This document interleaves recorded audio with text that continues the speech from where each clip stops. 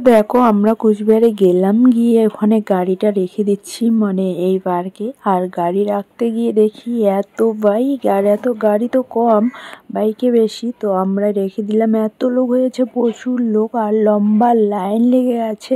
তো সত্যি এরকম বাইকগুলো দেখে আমাদের মাথা নষ্ট। আর যাদেরকেই দেখছি জোড়া ছাড়া কোনো কথাই নেই, মানে ছোট ছোট মেয়েরাও। তো যাই হোক, আমরা কিন্তু ঢোকার জন্য অনেক চেষ্টা করছিলাম। আর এখানে এত লাইন, দুই পাশে রাস্তায় অনেকটা লাইন হয়ে গেছে। লম্বা লাইন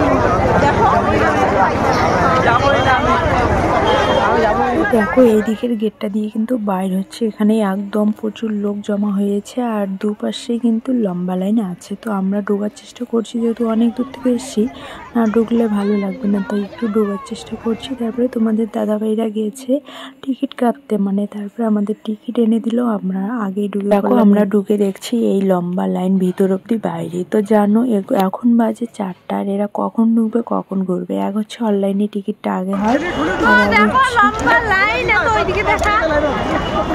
আমরা ঢোকার পর প্রচুর খুশি। আর এইদিকে আইসক্রিম খাওয়াচ্ছি।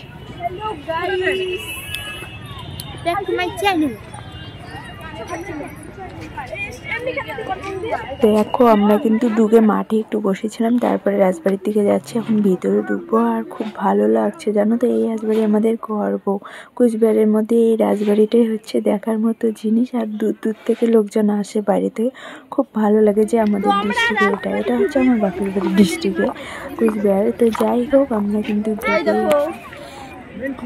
যাচ্ছি আমরা এখন রাজবাড়ি, চলে এসে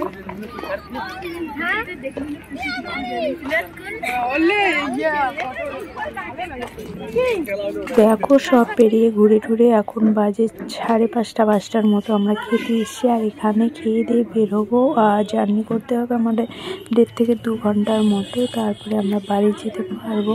তো সারাদিনে অনেক। তো আমরা এখন খেতে এসেছি, এই যে খাওয়ার এগুলো, তো খেয়ে দিয়ে তারপরে যাব বাড়ি। গাইস তো এখন কি খাবো, এখান থেকে বেশ আমরা সবাই বিরিয়ানি নিয়েছি, আর বিরিয়ানিটা একটু ভারী খাওয়ার, মানে পেট ভরা খাওয়ার আর কি। খেয়ে দিয়ে এখন যাব বাড়ি। দারুণ ঘুরলাম, অনেক ক্লান্ত আজকে। তো ব্লগটা ভালো লাগলে সবার পাশে থেকো, আর আমাদের রাজবাড়ি কেমন লাগলো জানিও যারা দূরের থেকে দেখছো।